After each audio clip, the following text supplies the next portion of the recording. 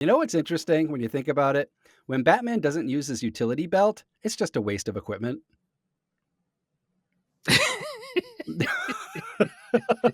Where do penguins keep their savings? Where? In a snowbank. Oh. Deep thoughts for the day. Since they have Batman shampoo, why do we not have Conditioner Gordon? Hmm? Hmm? Good. That's a good one. That's a deep thoughts. Deep thoughts. That's Procter and Gamble, get on that. AP bathes in the pale pink light of I Saw the TV Glow, and I break the ice with the penguin on this week's episode of Whatcha Watchin. Welcome to Whatcha Watchin, presented by Geeky, a show where we dive into what's currently on our screens. Big screens or little screens, size matters not here, just the quality or lack thereof of our cues. Anthony. Hey, hi, Chris. Hi, Nitro. How was your week? My week was good. My week was okay. I have a good highlight and a good low light. So my highlight this week is uh, I was traveling, as I seem to always be doing, but my travels took me to Lancaster, Pennsylvania this week, which is Amish country. And I've never been, but it's beautiful. It's lots of farmlands, surprisingly, lots of things to do. Um, Lancaster is the home of the Model Train Museum, the Railroad Museum. Like there's all kinds of cool stuff. And I went out and I treated myself to dinner at a Amish restaurant. It was like in the middle of nowhere I think it was Paradise, Pennsylvania, which is like 10 minutes away from Lancaster. Um, I got some good old fashioned Pennsylvania Dutch food. I had chicken croquettes with fresh mashed potatoes and corn that literally came from the field right next door. And for dessert, I had a apple dumpling, which I've heard of, but I've never had. And it was the most delicious dessert I think I've ever had. It was so good. And so of course I picked up, What what was that? what's the place? Is it what's it called? Smorgasbord? Smorgasbord. Yeah. I didn't go to Okay. one of those. There is a Okay. big one. But I didn't stop by. This place was literally like surrounded by fields. It was this little tiny building. It was almost like a strip mall, but like only 3 stores. And, it was very quaint place. I think they recently renovated too. It looked beautiful on the inside. But yeah, it was all Amish people inside serving up the meals and stuff. It was just a real treat. I really fell in love with that area, and I was telling my wife about it, and she actually ended up booking for some weekend in November to take the family to a farm experience. So they're going to go stay at a farm. They're going to wake up early and get the eggs and milk the cows, and they're going to like live Amish life for a couple of days, which is really cool. I unfortunately will not be joining them. I have something going on that weekend, but I want to be joining them because it does sound fun. So definitely check out that area if you are heading to Pennsylvania. And they also, right across from the hotel that I was staying at, so there's like a very modern part of Lancaster, and then there's the very Amish part of Lancaster. Right across the street is this place called Dutch Wonderland, and it is a Amish themed theme park. Now, I didn't do any research or go over there to check it out, but it's just the fact that it's called Dutch Wonderland is hysterical. So maybe we'll take the kids out to that one of these days. Have you ever been that way? We actually have. Oh. We went to Hershey, Mm-hmm. Pennsylvania, Yep. right, which is literally right there. Mm-hmm. Um, Dutch Wonderland. I think it's just down the road Okay. from Hershey. So it's two theme parks right next to each other, right? Hershey Land, whatever it's called, Yeah. and Dutch Wonderland. I think we did take the kids. Well, it was just my daughter at the time. I think we took her to Dutch Wonderland. I don't remember. We didn't do one of them because one seemed very thrill ride and one was very water parky, and Mm. it was in the fall that we Okay. did it. Got it. So we were like, we're not gonna do water park. We're not gonna do I don't know what it was. Yeah. But we had a good time down there. So Nice. if you're gonna make a few days of it, you got two theme parks right there. Definitely fun. Nice. Nice. Yeah. I definitely want to get back out there. And if my plans change, I'll definitely join the family. But that was a lot of fun. And then the low light for the week, I don't know why I agree to certain things. And I'm working on this project for Comic Con that required me to build a vacuum former. And it has just been one problem after another to the point where I just want to throw my hands up in the air and say, screw it, I'm done. I'm done with this project. So I got the vacuum former set up before I left for Lancaster, and I tried forming something, and come to find out the plastic that I got isn't necessarily conducive to vacuum forming. Unless so Amazon lied to me, and so I ended up having to order new plastic. And while that did work, it didn't work. YouTube creators are just liars. They're all liars. Any vacuum forming YouTube video you watch, they're like, "Oh, this is what you do. You put this together and this, that, the other thing, and then you put it down and it looks out perfect." No, it's all lies. And it's driving me crazy. I have so much plastic back there that just is not usable because I just kept on getting failure after failure after failure. So I've now ordered more plastic so I can continue this stupid exercise, and but I won't be able to use it until I get back from my trip this week. And I'm like running out of time for Comic Con, so it's a low light. It's frustrating. It's not inspiring, and yeah. So that's my low light for the week. It has been like the one big frustration I've had this week is that. So if you're looking to vacuum form, find an alternative to your needs, or find a professional vacuum former. Not worth the time, energy, and frustration. And YouTubers are liars. YouTubers are The liars. s so is the vacuum former not working, or is the plastic failing? What's your bigger problem? I don't know what's going on. So I'm learning a bunch of things. So uh, one of the first things I found was that I wasn't getting necessarily an airtight seal. So I fixed that. Then what I was learning is the thing that I'm trying to vacuum form, there's the buck, so to speak. The the way that it was provided to me is not conducive to vacuum forming. So now I have to figure out how to make it a proper buck. Right now it's a visor, but it's literally a hollow empty shell, really. And so I had it resting on a container of bolts to elevate it. And when you put it down, as the vacuum pressure pulled it, it started breaking or moving the thing. So it's my buck that I need a new buck. But like these are things that they tell you. They just show you like, oh, you take this, you put it here. They don't like go into the reasons why a buck is set up the way it is, and they just pull perfect vacuum formed pieces in their videos because YouTubers are liars, and so that's one of the things. So I fixed my airtight thing with some window weather stripping. Then my heat wasn't working properly, so I had to get a new heater for it to melt the plastic. I got the right plastic, but now it just seems like I, I don't know if my frame that's hold the plastic is too elevated or what, but I tried doing just some tools yesterday, and when it pulled down the plastic, like I wasn't getting any suction anymore.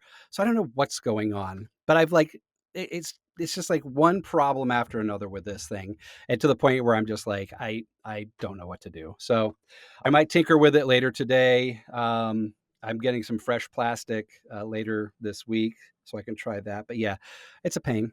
It's a pain. Okay. Yeah. I mean, it is a vacuum former is very finicky thing. You have to it, a lot of pressure points, and this Hmm. the buck has to be a solid thing. Like I said, I Exactly. understand what you Yeah. did, but it has to be like something very rigid because the pressure that's get put on it is a lot of Right. pressure. So yeah, I mean, good luck. If not, we know people that are in the area. I don't know if they have vacuum reformers, Right. but we know makers, so we could reach out and see what's up. And hopefully they can help out if you can't figure it out within the next Yeah, week. no, I But yeah, appreciate that. your Comic Con's coming, so So, we got to get that squared away. Fast and Furious. So, what about you, Chris? What's your highlight and low light for the week? I'm gonna start with my low light Mhm. because I don't like ending on the low Fair? lights. So my low light was my credit card was stolen. What? One of my credit cards was stolen, and it was done very sneakily. I mean, it was done as it's usually done, small little charges that you don't notice and blah blah blah. Mhm. But the kicker here, it was done on all the purchases were made on Amazon. Mm. So although we were looking at the credit card statements, we didn't notice it because we're like, oh Yeah. yeah, whatever. We buy stuff from Amazon all the time. Right. Um, so then the way that I caught it, oddly enough, was I got a text message from the bank, the credit card company, saying my refund has been posted, and I was like, "What refund? I didn't return anything." Yeah. And this particular card I don't have on my Amazon account, Okay, interesting. so I was like, What's going on here?" So I went and looked into it, and totaling the whole thing up, all the Mhm. charges, and this is how they started. They started with um, Audible purchases. Oh, Right, which is an Amazon, yeah. right? If you don't look for the word audible in the line item, you'll just see Amazon and then like all those transaction numbers that show up on your statement. Sure. So it was like Audible like a dollar something, Mhm. then Audible like $3 something, and then it just escalated from there and went from Audible straight to Amazon. Wow. Um, so the Audible should have been a red flag, but I don't particularly look at all my bank statements, or the credit card statements, but my wife does as much. But she didn't. She just didn't pick up on it. Mhm. Um, but we went back and totaled everything up, and it was over $1,000 in No, expenses. no, wow. Yeah. So, I mean, this Whoa. is typical. I'm sure all of us have dealt with this before. But here's the fun part. One day, a bunch of packages showed up on my steps. Yeah. And I'm like, this is like the day or the day after or something like that. A whole bunch of packages showed up my steps, and I'm like, what is this stuff? They all look like Amazon packages, the little gray Yeah. envelopes, a small little box, like stuff like that. None of it had Amazon branding, but it had that look. Mhm. Um, and my wife starts running the tracking numbers, and the address is not mine, mind you. It's another house in town on a different street, but the same house number. Okay. Right? So a house on the other side of town, different street, but same house number. My name was on it, same town. My wife looks up the tracking numbers, and it was a lot of packages delivered over a series of days. Right? Mhm. So they all coincided with those purchases on Amazon. Sure. And then we're like, I don't open any of them, Yeah. but I start feeling, the packaging because it's just like little envelopes. Yeah. And I'm like, it just feels like this long tube, Mhm. like squishy. I'm like, what is going on here? I look at who's mailing them, Mhm. right? They're all from a golf company. Okay. So I put two and two together. Long tube Mhm. from a golf company. Yeah. They're grips. Oh, okay. So it's like $1,000 worth of grips What? minus the Audible purchase, which I don't know. Obviously not all of them showed up, Yeah. right? Um, because not all of them showed up, I'm just, maybe the person kept some, or maybe some went to a different address, Mhm. whatever the case may be. But all these like golf club grips showed up at my house, and because they went to the other house, and that person put two and two together. I'm assuming now. I am not Detective Clouseau here. Right.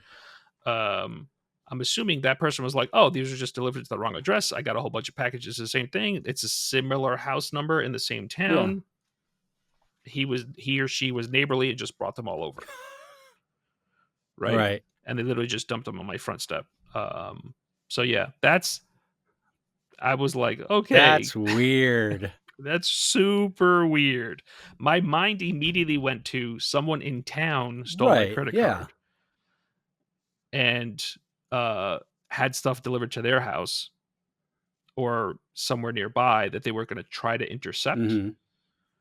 but it was like tons of just grips. So unless they work at a driving range Yeah.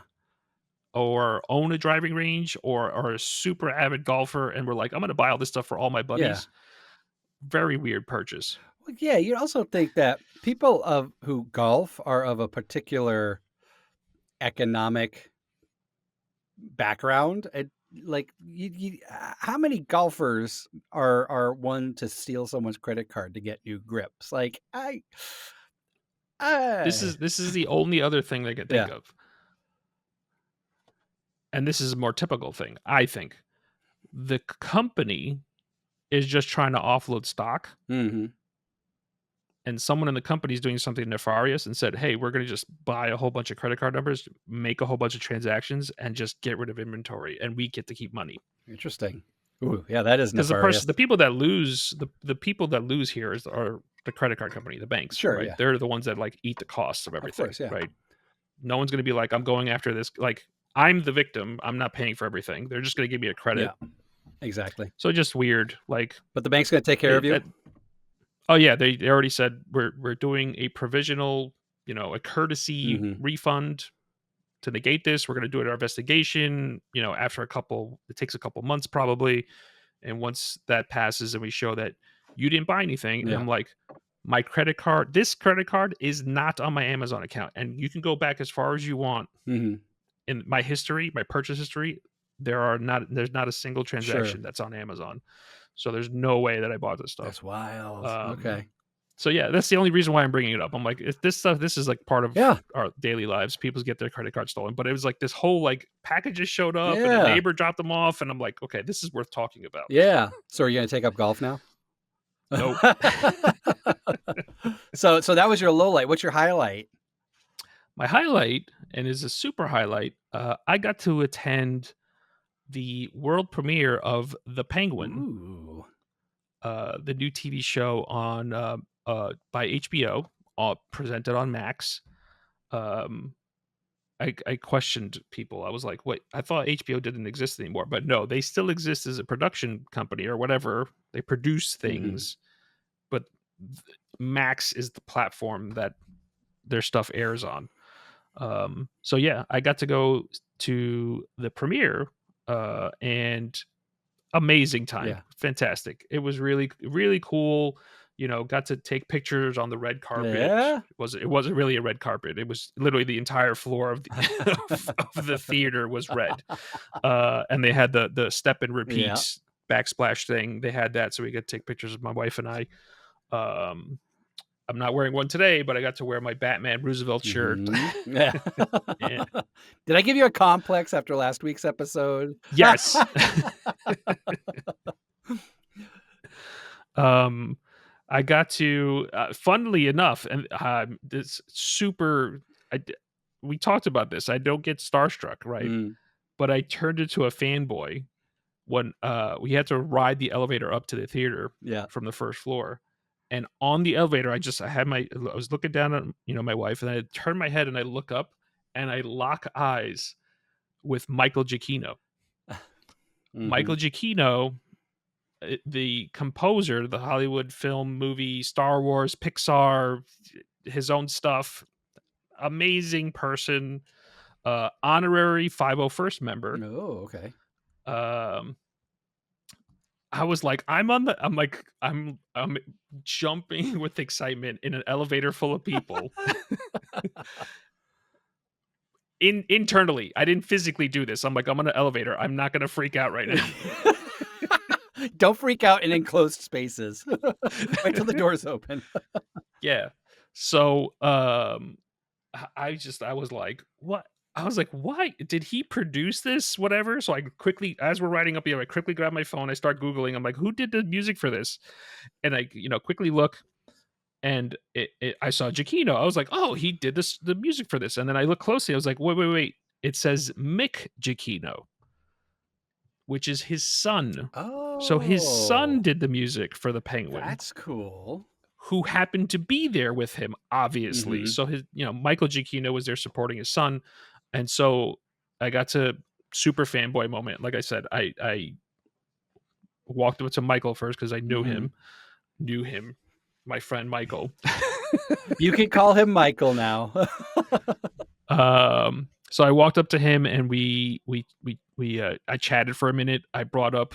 He was very gracious enough to do a Zoom with the Northeast Remnant of the 501st Legion during COVID, when everyone was doing those special Zooms and stuff like that. So I brought that up to him and he got super excited. He was like, "Oh, yeah," because I really remember that. I was like, That's awesome. "Thank you so much. I really appreciate what you did, what you do, all the things you do for Star Wars, all the things you do for the music in general." Um, Super happy and elated that he also remembered and appreciated that. And then he brought up the fact that he's a 501st member. Oh, yeah, he yeah, t- he that's told me a cool. story that he was at D23 a few weeks Mhm, back, and I guess he was going to walk on stage, and they had him walking on stage with stormtroopers who I guess were the local Southern SoCal garrison, very cool. um, or from the surrounding Mhm. area. And he was talking to them, and he goes, "Oh, so you guys are 501st members?" And they were like, "Oh, yeah, yeah, yeah, yeah." And he goes, "Me too. I'm a 501st." And they were like, "What? What are you talking about? You're 501st?" He's like, "I'm an honorary Yeah. 501st member." It's nice when our honorary members are proud of their honorary status. Oh yeah, Yeah, I love that. So yeah, I mean, super cool. His son was awesome. His son was fanboying that I mentioned his dad because I talked to them separately. Like his yeah, dad was off doing something, so I pulled him aside. I was like, "Hey, can I get a selfie?" So I got selfies with both of them. nice. Um, Show started, or show was about to start, and the executive producer comes out, or the showrunner, or something. I Mhm, forgot her name, title I should say, and you know I thought more people would come out, but it's literally the person on the show and then a person for HBO, mm, who works for Warner Brothers Discovery. Uh, just them two came out on the stage. The show creator did like a pre-recorded thing. He couldn't be there. And then I'm like, okay, like I thought more people would come up on stage and talk about mm, it, but that was it. So I was like, oh, maybe nobody else can make it, the celebrities, whatever. sure. So we watched the show. I'll talk about that during our show Mhm. here. And then after the show, I there was a giveaway being given out to some people that I noticed, and I was like, "Oh, I didn't get that. Let me go see if I can find it." And as we're looking for it, I turned my head and I'm like, "There's Colin Farrell." Oh, nice. So he was Yeah, there, and I was like, "Oh, maybe he showed up late and whatever the case may be, or he just didn't want to say yeah, anything." But so got to see 3 celebrities that night, very cool. maybe more. Crowded room, theater, whatever. Didn't really see everybody, Sure.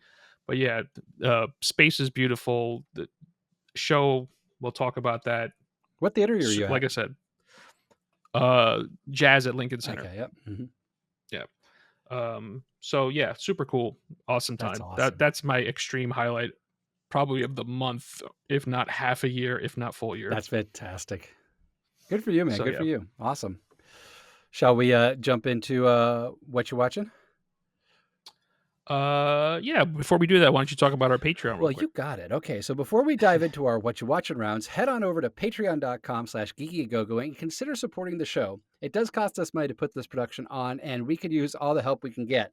So if you're strapped for cash, there is a free tier that gives you access to our Discord server, so you can at least join us in our conversations between episodes. But our tiers really start from it's $1, $3, and $5. So for less than a cup of coffee per month, you can support your favorite geeks as we talk about all the things that we love. All right, Nitro, take us away to round one. Round one. I wasn't going to save it because we just started talking about it. So let's just segue back into the Penguin. So the Penguin, although I did get to see it before everybody else did at the premiere, it did air this past Thursday, I believe. We're recording on Sunday. So September 19th, I think it aired on Max. And I don't want to spoil it. I really Yep. don't. Right. So I'm going to just very high level talk. It's only one episode was released. Um, the setting, it takes place 1 week after the events of the Batman, the film Hmm. with Robert Pattinson. Um, the protagonist of this, or the main character, I don't know if you want to call him a protagonist. Um, do you call villains protagonists? Oh, well, typically a villain is an antagonist, but it depends on the perspective of the film. Is this a story about the penguin? Is he the It lead? is. So then I guess he would be the protagonist, not the antagonist. Okay. It's that Um, age old story of good and evil is just a different point of view, right? right. So yeah. Exactly. I mean, we're in the underworld of Gotham, Mhm. right? Yeah. So this is, if for those that haven't seen the Batman is kind of set up to be Bruce Wayne's like very early on, like the year, there's a comics series segment of the Batman called Year One, and I think Year Zero exists too. Mm. So it's basically Batman's very first time frame of actually being the Batman. So Oh, Bruce okay. Wayne becoming the Batman, um, and so that's what the movie is for, or sets up. And Colin Farrell is uh, Oswald Cobblepot. Um, However, they've changed the lore a little bit here.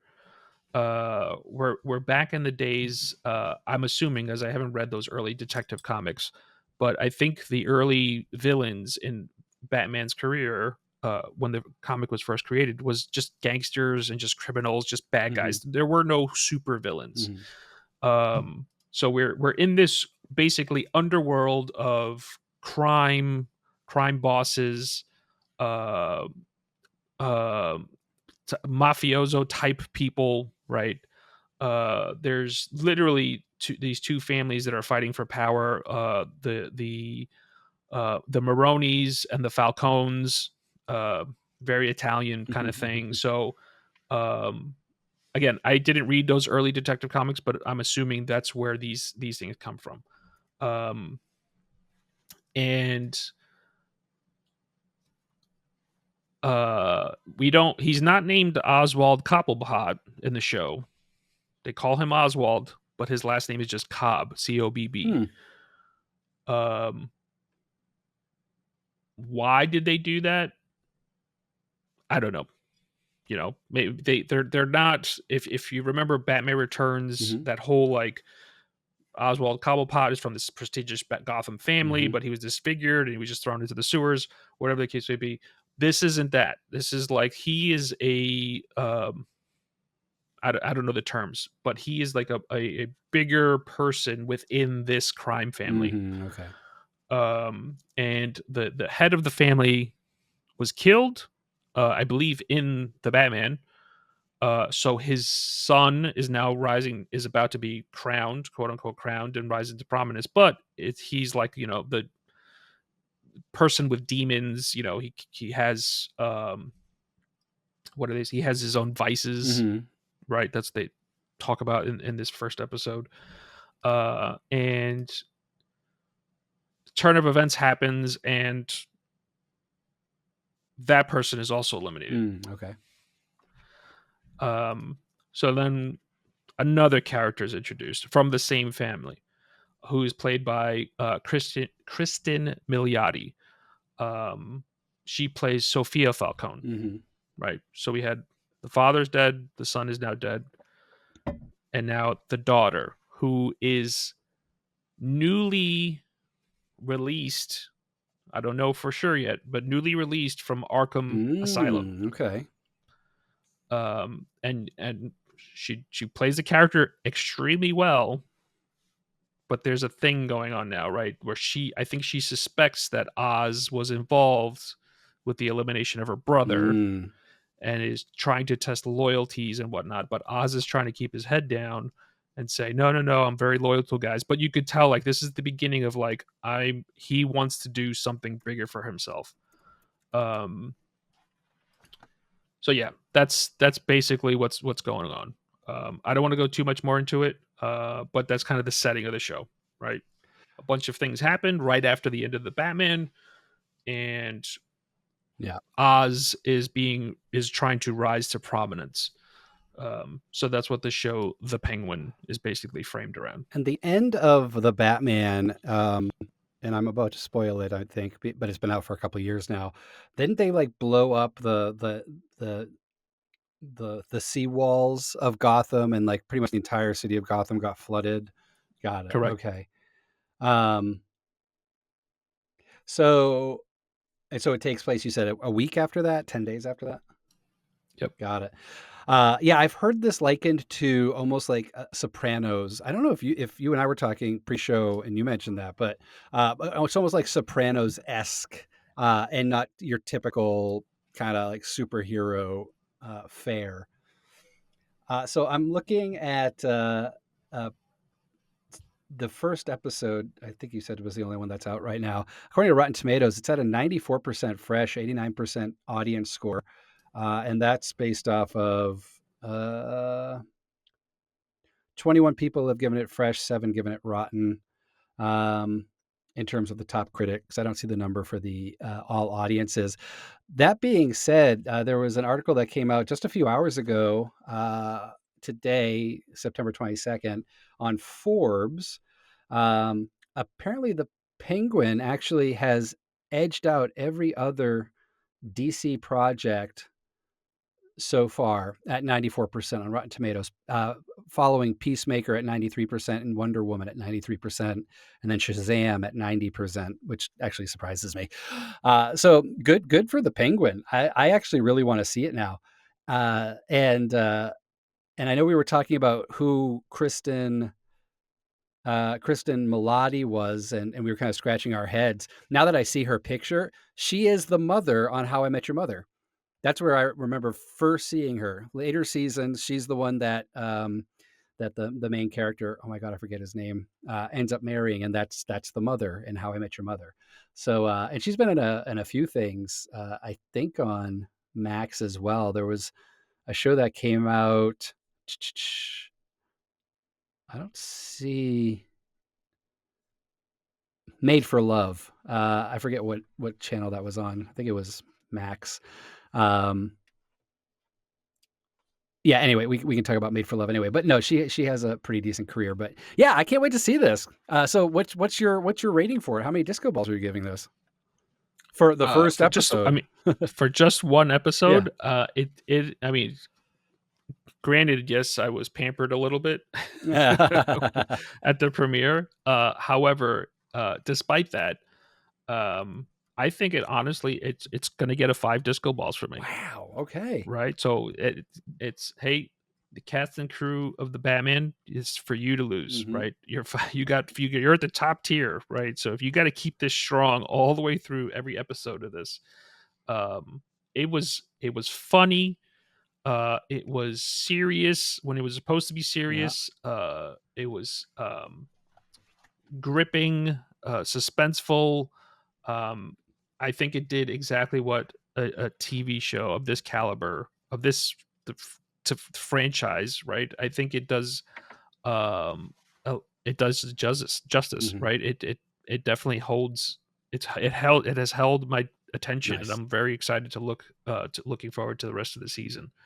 Awesome. I will, give them credit. Like, yes, they changed a little bit. Like, I'm not one of those guys. You know what it is, like, all Batman is good Batman. Um, I don't care that they took liberties and changed his name to Cobb. Like, Yeah. whatever, man. It's totally fine by me. Like, we know who the Penguin is. We've grown up with the Penguin.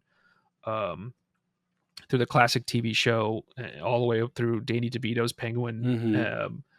We're not trying to change the character or whatever. We're just reinventing the Batman, Sure. right? This is a different universe, a more like grounded in reality kind of thing, although it is very fictitious. Sure.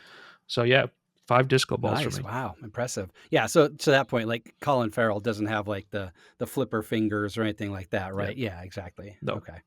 he has a scar across his Hmm. face, and his nose is of a beak like nature, and All he has a right. limp, so he waddles. Okay. All right. All right. Gotcha. Um, so yeah, that's all I got. Very cool. All right. Uh, AP, what you All watching? right. So I last night actually watched this on Max. This might be a Max episode because my other ones, my oh, I see you have one that's on Netflix. So this is I saw the TV glow, and I only watched it because I got a notification on my phone from the Max app saying something like, uh, it made me believe that this was going to be like some sort of thriller horror type of film. And so without even any additional investigation, I just immediately took my assumptions and ran with it. And it's not necessarily a horror. It might be a little thriller, but I think it's also more of like it's almost like a psychological drama. Anyway, so the synopsis, and I'm reading the one from Rotten Tomatoes because it has a little bit more meat than the other ones. Teenager Owen is just trying to make it through life in the suburbs when his classmate introduces him to a mysterious late night TV show, a vision of a supernatural world beneath their own in the pale glow of the television. Owen's view of reality begins to crack. So there's some fantasy aspects to it. Pretty much, it stars Justice Smith, whose work I'm not familiar with at all, and Bridget Lundy Payne. They were in Face the Music, Bill and Ted Face the Music. They played, I think it was Bill's, no, Ted's daughter. They're also in Atypical, which is on Netflix, about a neurodivergent teenager. Bridget Lundy Payne plays the sister of that individual. So I'm familiar with their work, but not so much Justice Smith. And just to take a quick look, he was in Jurassic World, Dungeons and Dragons: Honor Among Thieves. He played Simon. So apparently he's done stuff. I just don't recognize him. Anyway, they're the two protagonists of this film. Bridget Lundy Payne plays this super kind of emo-y type of character that's just obsessed with this television show, and they watch it every Saturday night at 10:30. They're completely immersed in this world, and Owen Justice Smith meets Maddie, played by Bridget Lundy Payne, one night, and Maddie introduces Owen, these are the characters' names, to this TV show. And so Owen gets kind of wrapped up into this kind of fantasy world. And the TV show is like your typical corny CW. It's almost like Charmed, but super, super low budget Charmed. And Anyway, they get wrapped up into this. Over the course of a couple of years, Maddie disappears, and the only thing that's left of Maddie really is the night that she disappeared. Uh, the the television that Maddie used to watch the show on is on the front lawn burning, and she's just gone. They can't find her. Anyway, I don't want to spoil the film because it's a very cerebral film, but I think the themes of it are really um, living with the decisions that we make, and looking at opportunities and reflecting on ones that we should have taken, didn't take. There's a point where Owen is convinced, or someone's trying to convince Owen that the TV show that they used to watch is in fact this Matrix-like universe that lives below the surface of what they're currently living in. And to get there, you have to do something really uh, really dangerous, really risky, that could potentially kill you. And Owen makes a decision. And again, I don't want to spoil this because it just came out on Max this weekend, I think. Um, but they end up having to make a decision, and then we kind of see how they live with that decision. Uh, it wasn't what I was expecting it to be. I was expecting horror. I was expecting monsters to come out of the television or something like that. And because I didn't read more about the film before diving into it, it ended up being almost this coming of age, reflective, a little bit of thriller, a little bit of thinking type of film. But I really enjoyed it. And Daria, my wife, she didn't like it. She was not impressed with it at all. She was, I think, expecting what I was expecting, and obviously we didn't get it. It didn't do well at the box office either. It came out in May, actually, of this year, and I feel like I may have heard about it, but wasn't really on my radar. It only made about $5 million worldwide, so it didn't do well at the box office. It was all filmed here in New Jersey, though, which is cool. That was a nice little piece of trivia that I wasn't aware of. In terms of tomato score, we got to 84% fresh out of 218 reviews and 72% on the popcorn meter. So it was liked. Um, but it's just a weird film. I would line it up to like Matrix meets Darnie Darko type of type of vibe to it. Um,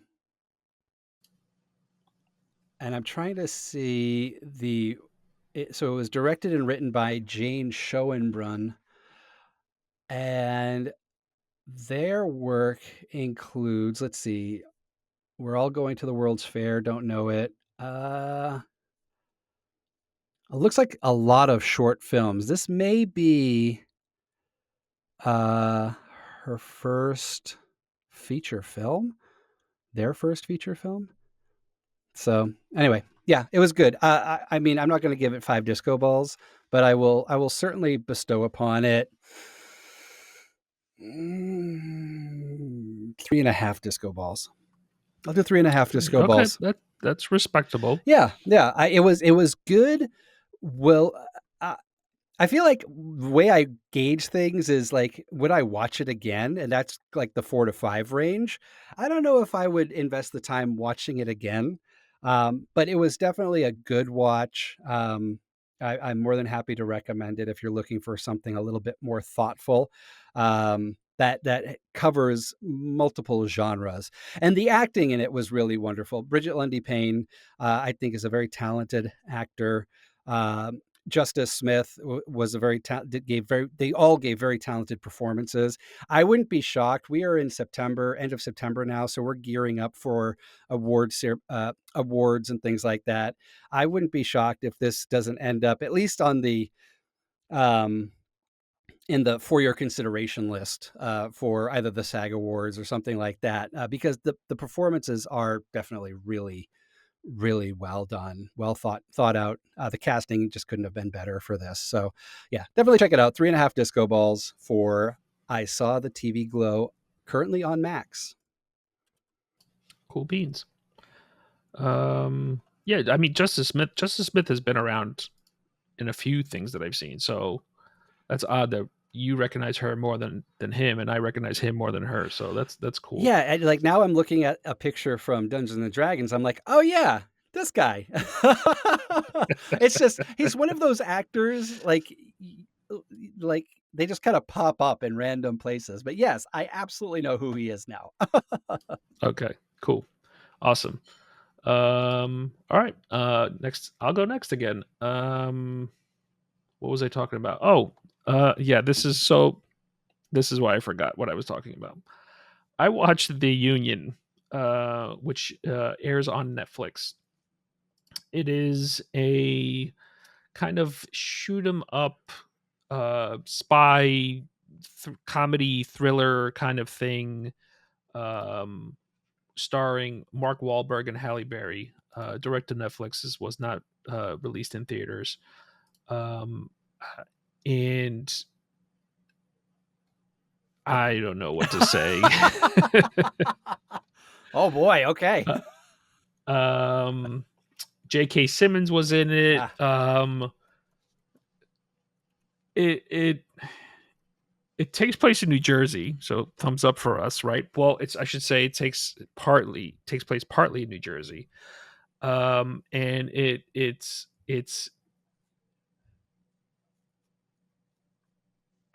I don't even know how to explain it. So Mark Wahlberg is this like guy in New Jersey who works odd jobs here and there, whatever, trying to make ends meet, and he's part of this circle of friends that are similar mindset like he is. I think he's in Patterson. He grows up in Patterson, New hmm, Jersey, and he's still there, kind of situation. Um, and as the movie unfolds, Halle Berry's character, we're introduced to Halle Berry's character from the beginning, but she's basically like the spy person, and they're doing a mission, and the mission fails miserably or whatever, and um, the thing that everyone is after now because of that failed mission is like a list of all the operatives mm, uh, across the world, like all agencies, all whatever, like all different countries and whatever. It's just a list of everybody. And the Union, which is the title of the film, is this basically extra governmental agency that it doesn't operate within the confines of the government, but it's kind of like a contract for hire, like mm. kind of thing. So they're not subject to the law. Obviously, they're subject to the law because if they get caught, they're like done. But like this is who the CIA goes to get things done that they're not allowed to do. Okay. Kind of situation. Um, so they're hiding their identities and stuff like that as tradespeople, right? So like when you see like the guys with the orange vests and the yellow hats like off in the distance, and you're like, hey, are those guys monitoring me? That's the union. Like that's not the Mm, CIA or the FBI. Like that's the union doing the okay. job. And so the thing gets botched, whatever, and they Halle Berry's character tries to find someone who's not in the game, so to speak, and goes back to her old stomping grounds in New Jersey and finds an old love interest. They were dating in high school kind of Hmm. situation, which is Mark Wahlberg's character. So she knows he can do more with his life than what he's doing. Um, I don't know if he lives with his mom or something Hmm. to that effect, but like she feels like he's destined for more greatness, where he's like content with where he is. Okay. Um, and she literally drugs him, puts him on an airplane, and brings him to London to like introduce him to this like, hey, do this favor for Hmm. me kind of situation. And kind of like gets him, involved in the situation and whatnot. Anyway, lots of spy shenanigans ensue, and their love is rekindled, and Hmm. they beat the bad guys, and lots of explosions and gunfights and car chases and stuff like that. um if you got nothing else to watch, it was enjoyable. uh Okay. there's a reason why I went directly to Netflix and not like a summer blockbuster thing. It Sure. did come out in mid-August, so like I Oh, think it's a really? terrible time of year Yeah. for film releases. um yeah, I don't know. Well, it's interesting. It um almost sounds like is this the Deep Impact to Armageddon? Is this the Fall Guys Deep Impact? Because it sounds like you have a guy who just has a regular life and then all of a sudden is thrown into being a spy to help save the country type of situation. Like wasn't that the plot of the Fall Guy? Except instead of living in his mother's basement, he was a Hollywood stuntman. I didn't see the Fall Guy, so I don't know. Yeah, Maybe. I'm curious if people who have seen both think that. I've only seen parts of The Fall Guy, but Okay. but just like plot line wise, you have a stuntman who's working on a film, and he gets roped into being a spy Okay. guy to I, do I'm something. I'm inclined to agree with you. Then Got yes. it. Yeah, that's Um. funny. So yeah, it's not like I said. So, Don't if you run out of things to watch, yeah. Okay. put it on your queue. Let it fall to the end of the queue. And when you knock on wood, if you ever get sick or whatever, and you're holed up for a long time, and you have to demolish a queue, it'll be at the end. So Um, disco balls. How many? And then I'll share with you the popcorn and tomato meter. I am going to give the Union 2 disco balls. Yeah. Okay. That's all I got. And critics and audiences alike agree with you. 36% on the tomato meter out of 35 reviews. 23% on the popcorn meter. That's out of 1,000 plus ratings. Um, Critics' consensus, while its imprint may dissolve soon after the credits roll, the Union could provide sufficient thrills to household duties. I don't know what that means, but okay. It's actually this. Yeah, background. Like, you have the TV on in the Uh, background, and you're like yeah, vacuuming. exactly. It's a good movie to do your dishes to. Got it. All right. Wow, 2 disco balls. All right. Noted. I will Yes. keep this So off of my queue. 54. AP, what else are you watching? All right. So this week, let me make an appearance again. Hi. So I finally saw Beetlejuice Beetlejuice, and I have 3 words to describe this movie. 3. Is it Beetlejuice, Beetlejuice, Beetlejuice? Well, now it should have been. Missed opportunity. It was lovely. It was lovely. I, um I'm always concerned with this batch of nostalgia, um, reboots and remakes and all this stuff, and I didn't feel like and the problem I have with those is that they're always too much in your face frame for frame remakes. You know, same jokes, same people, blah, blah, blah. Again, just to try to tap into the audience. And maybe there's a little handoff somewhere so you can continue the story. Kind of like Axel F. You know, there's a little bit of a handoff that you might be able to have. Any of the Star Wars sequels, you know, which have been raised over and over again, you know, they're just nostalgia plays. And it's easy to go down that route with Beetlejuice, off of the 1988 film, which is one of my favorite films, from the '80s. And I didn't leave the theater thinking that they were placating to my nostalgia. I felt that they had just the right balance of old stuff and new stuff to keep it entertaining, to touch a wee bit on the nostalgia drug, but really open up the world. And this really could stand on its own. You don't need a huge amount of um, preface to enjoy this movie. Uh, yeah, it helps. And I think you said this about Axel F. If you when you gave it the disco balls, if you didn't see the other 3 movies, you'd give it a 2, but if you watched all 3, you give it a 3. Um, Similarly, watching the original will greatly enhance your enjoyment of this film, but it can be watched on its own. So the synopsis of Beetlejuice, if you have not watched it, is the Dietz family descends upon Winter, I think it's called Winter Haven, Winter River, Connecticut, which is where the original film takes place, because Jeffrey Jones' character passes away. This is this is not spoiler alert. This has all been communicated. I think it's even in the trailer. And so they go to his favorite place, which is the classic house in Winter River, Connecticut. It is Winter River. And while they're there, uh, you know, they start experiencing, you know, experiencing supernatural events. Uh, Lydia Dietz, played by Winona Ryder, has become this kind of TV celebrity medium who connects with the dead, and she starts getting visions of Beetlejuice. Anyway, we eventually get to bring Beetlejuice back onto the big screen.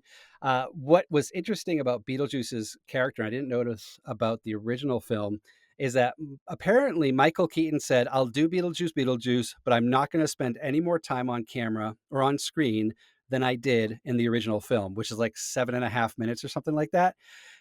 And those 7.5 minutes that he's in Beetlejuice, and I don't know if that's the actual number, they're well worth it. And again, for those who are fans of Beetlejuice, you're going to enjoy it. But just his character and delivery of that character without any of the background is a hoot.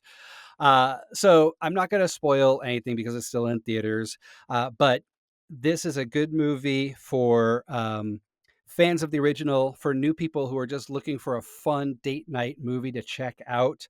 Uh, I wouldn't necessarily bring the kids to it if you're not cool with foul language.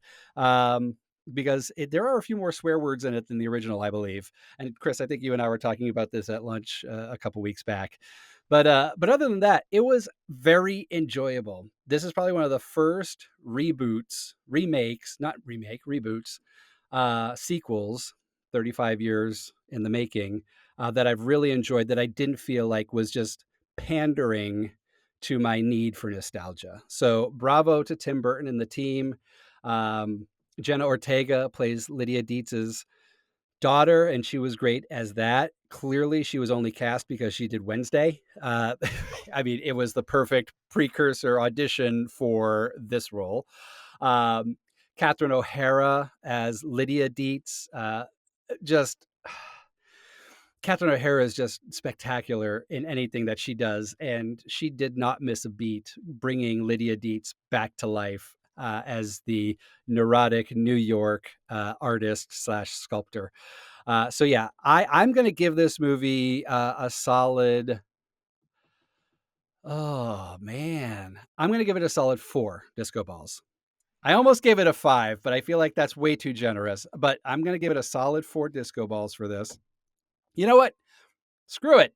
4.5 disco balls. There we go. 4.5 disco balls. Yes.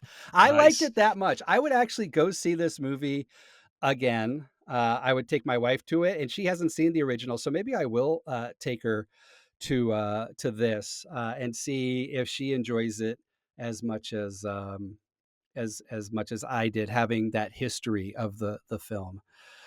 So what did you think of it? I liked it. I watched it just as much as I watched it the week after it opened, something like that. Mhm.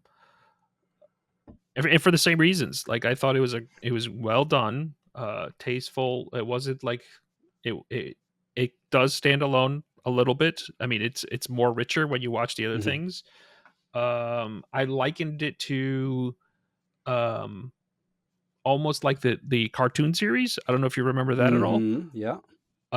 It's almost like just like another thing happened Yeah. in the underworld, in the world of the living, like just like another just shenanigans going on all around the place.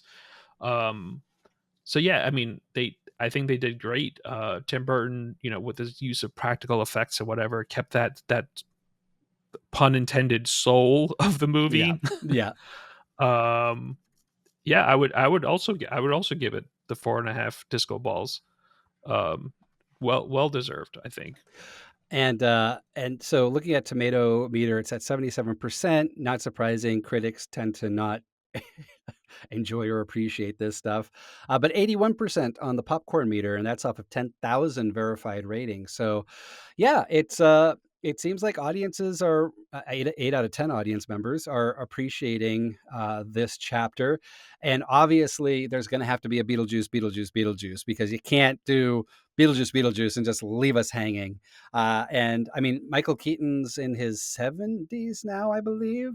And so we probably have to get on that. Let's see. How old is Michael Keaton? 73 years old. Good for him. Damn, 73. So we gotta get. He looks He good. does Yep. look good, and he has quite. I mean, Beetlejuice is an energetic character, and for 73, I hope I have the stamina that he has at 73. So good on you, Michael.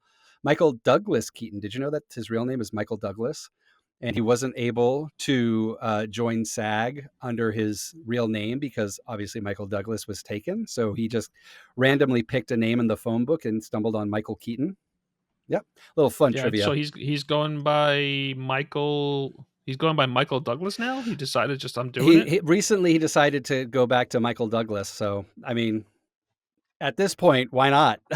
Like, what's Michael Douglas up to? What's Michael Keaton up to? Just go by your real name for whatever you want to do. Yeah. And so if you listened to last week's show, we had a special guest, Taylor Goodson. He also saw Beetlejuice, and he gave us his own review and disco ball rating for it. So if you would like to hear that, join our Patreon. I almost said Discord. Join our Patreon at patreon.com/geekygogo, and you can listen to Taylor's review on the after party. How many disco balls did he give it? Did he love it or did he hate it? Well, join the Patreon and find out.